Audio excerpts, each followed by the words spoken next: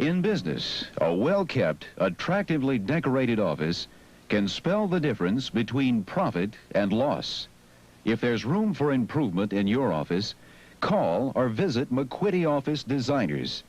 McQuitty's staff of competent office decorators will work with you every step of the way in converting your office into one that does justice to your business. Layouts and color keys will be submitted without charge. In short, you'll get every service you'd expect from a residential decorator, and furnishings from McQuitty's vast selection, the largest in the area, will be sent on approval with no obligation, of course. Let McQuitty help make your office surroundings conducive to trust and confidence. McQuitty Office Designers, 110 7th Avenue North, the Central South's complete office design center. Coming soon, the movie of the book they said could never be done, The Yellow Pages. See the dramatic flight from the parting waters, the shocking dance of fire, the march of the workers. But read the book first. Read it with someone you love. Help. For the presidency, 45% of the national vote is now in and counted. 42% for Humphrey. Let's wait a moment. 42% for Humphrey, 41% for Nixon, 17% for Wallace, and 32% of the vote has now been counted. Humphrey with a lead of about 265,000 votes out of 25 million. The Electoral Board. Nixon with 134 electoral votes, Humphrey with 114, Wallace with 45. David? Here's some states, excuse me, some states to look at, beginning with North Dakota.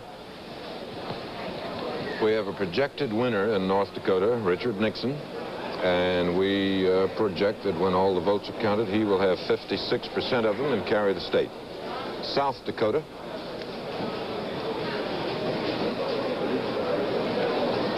In South Dakota, we have projected Nixon to be the winner with 55% of the vote. New Mexico, we have 19% in now from the west, with most of the polls closed, all the polls closed in the continental U.S. Nixon is leading there with 48%. Humphrey is second with 45%. In Illinois, Humphrey has been in the lead in Illinois from the beginning and still holds it. He has a lead of about 14 percentage points. Wallace has got 8%. Wisconsin, our first report from there, I think. Humphrey is in the lead in Wisconsin, but not by much, 47% to 46%. In Utah, Nixon has a substantial lead there. That has been one of the states he's counted on from the beginning, though it has only 4 electoral votes. He is 59% to Humphrey's 35%. NBC News now projects Nixon as the winner in Utah with 59% of the vote. Chet? Here is a wire or a cable. It says Brussels Democrat and Republican Election Watch has 1,000 guests in a Brussels hotel, have counted 800 ballots at 2:00 GMT. American voters give Humphrey 248, Nixon 210. Other nationalities give Humphrey 145, Nixon 70. To Sander Van Oken. Chet, NBC News has projected that Frank Church, seeking his 3rd term in Idaho, has just been projected as the winner. He's seeking his 3rd term. While we're at it, I think we're mentioning that Church is going to win with 56% of the vote. I might mention also that we're projecting the re-election of Bennett in Utah.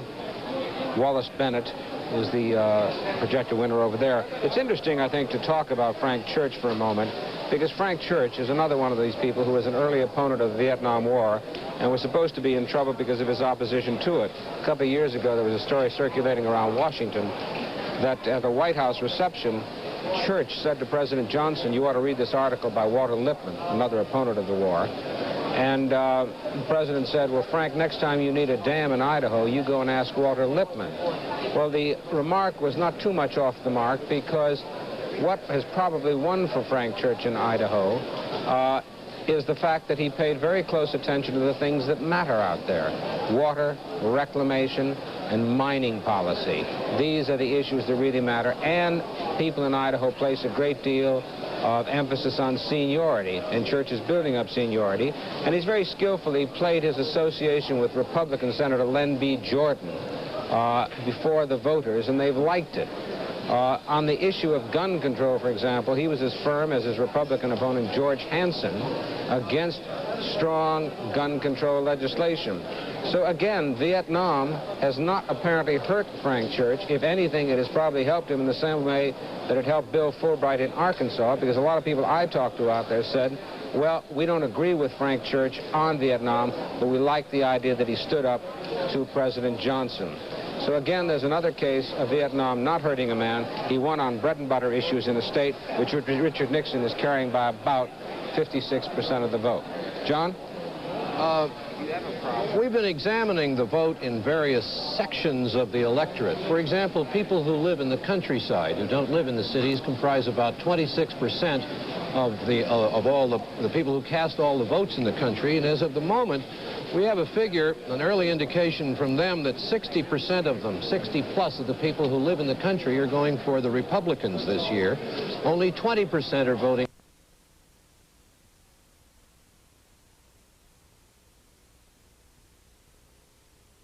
a man. He won on bread and butter issues in a state which Richard Nixon is carrying by about 56% of the vote. John? We've been examining the vote in various sections of the electorate. For example, people who live in the countryside, who don't live in the cities, comprise about 26% of all the people who cast all the votes in the country. And as of the moment, we have a figure, an early indication from them, that 60% of them, 60 plus of the people who live in the country, are going for the Republicans this year. Only 20% are voting for Hubert Humphrey, and about an equal number, 18% of those who live in the countryside, are voting for George Wallace. Among the well-to-do, the middle-income, and the lower-income people who live in the cities, the Republicans are doing around 45%, just under half of all the well-to-do votes cast. They're getting those for Nixon. The Democrats are getting 30%, and George Wallace is getting about a quarter of the votes of those families who make more than $12,000 a year and live in cities. Of those who make less than $12,000 a year in cities, the Democrats just reverse the whole picture. They're getting about 45% of that vote. The Republicans are getting about 35% of it. And George Wallace begins to drop down. Only 1 in 5 of those urban families making between $4,000 and $12,000 a year are voting for George Wallace. And then when we hit the lower income categories, the poor people in the cities, the Democrats are getting 65% of that vote. The Republicans are getting only 25% of it. And George Wallace falls off very sharply to less than 10%. There's a Negro increment in that lower income city vote, and of course they've turned against George Wallace.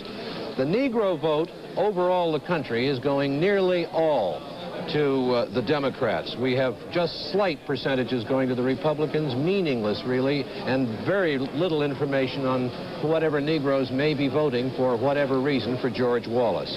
The Union vote, as of the moment, is holding at about 58 to 60% for the Democrats, as we've been able to tally it in our selected precincts. Nixon is getting about 24% of it, and George Wallace, who had such high hopes to capture the union movement, particularly the young, disenchanted members of northern labor unions, is getting, according to our tally, which is mainly a Middle Western, Eastern, Southern tally, only 16% of the labor vote. And when we look at the way people are voting in the major cities in this country, it's clear that the Democrats continue to maintain their dominance, although it's slipping a little bit. At the moment, Humphrey has a comfortable lead in Boston, Detroit, Philadelphia, Washington, D.C., and Chicago. But in each of these cities, Humphrey is running behind the performance of President Johnson in 1964, and that, of course, was an extraordinary and unusual performance. But he's running behind the president by about 10%. So that this is the situation as we can see it in some of the large areas, close in many cases. George Wallace making not the inroads outside the South some people had believed he might. The traditional vote holding for both parties, but still shallow support for either man, so it could go in quite any direction at the moment. And we'll be back in a moment. So will I. All right.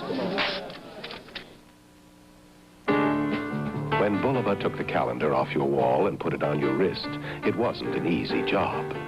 We needed room for lots of jewels, room for nickel-protected parts, a shock-resistant movement, water-resistant case, diamond-polished hands, hand-brushed dial, hand-applied numerals, with an easy-to-read date window.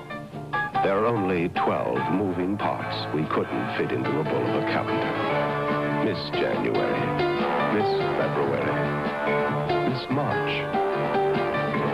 Miss April, Miss May, Miss June, Miss July, Miss August, Miss September, Miss October, Miss November, Miss December. We bring you the Bulova calendar, girls, to replace the ones we took off the wall. Bulova, the calendar that keeps time. Let's go to the Ohio board. 48% of that big Ohio vote has now been recorded, and Nixon has gone back into the lead with 849,000 votes, or 47%. Humphrey with 756 and 42%. Now, here are the states which the several candidates have thus far carried. Nixon has carried Arizona, Colorado, Florida, Indiana, Iowa, Kansas, Kentucky, New Hampshire, North Carolina, North Dakota, Oklahoma, Tennessee, Vermont, and Virginia, a total of 19 states and 138 electoral votes. Humphrey has carried Connecticut, Maine, Massachusetts, Michigan, Minnesota, New York, Rhode Island, West Virginia, and the District of Columbia for a total of 114 electoral votes. All of these, by the way, are by NBC projection. Wallace, by projection, has carried Alabama, Arkansas, Georgia, Louisiana, and Mississippi for a total of 45 electoral votes. A few moments ago, Herb Kaplow of NBC News interviewed Mr. Herb Klein, who is the news secretary for candidate Richard Nixon. Here is that tape. Mr. Klein, it appears that the race is going to narrow down to a half dozen or so big states. Ohio, Illinois, Texas, California, Pennsylvania, which some people think Vice President Humphrey has won. What do you see for those states? I see the margin of victory for Dick Nixon out of those states. Illinois, you mentioned, and the early returns are for Humphrey, but they're coming out of Cook County, and it's my understanding that actually he's trailing where John Kennedy was at the same time in 1960. We feel we'll do well in the downstate area there. California is a very key state to us, and we're confident we'll win there, and we think we'll get enough out of these big states to win the victory we need. It's another close election, Herb. Well, we were led to believe before that Illinois was probably the safest of the big states for you. I think Illinois is a safe state. As I said, the early returns show even Senator Dirksen trailing, and as you know, he's going to win big. I don't know how Lionel Hampton is doing back there. I can barely hear you. It's a swinging party. Yeah. We wonder which are the swing states. Well, I think that you've got a few swing states, such as New Jersey and Missouri, but the big states are what really count now, and in those we do have a great deal of confidence. Texas, again, you mentioned, is one where the early returns have come mostly out of the San Antonio area, is my understanding, and Dallas is very slow in counting. How many of the big states did you feel you had to win? We think we have to win. If you win 4 of them, we'll win the victory. 4 of the 7? Yes. And now the ones that are still out more or less up for grabs are Ohio, Illinois, California, and Texas. That's right.